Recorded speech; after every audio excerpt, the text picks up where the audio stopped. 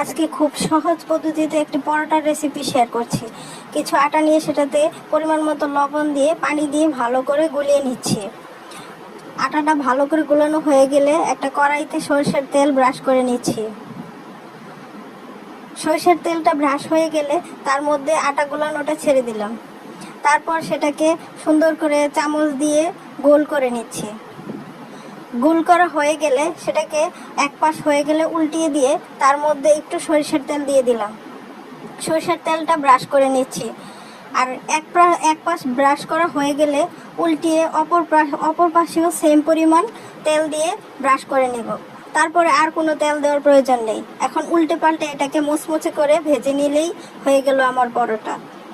দেখুন আমার পরোটাটা কি সুন্দর লাল হয়েছে এবং দেখতেও যেমন মোচমোচা হয়েছে, খেতেও অনেক টেস্টি হয়েছে। মোচমোচা এবং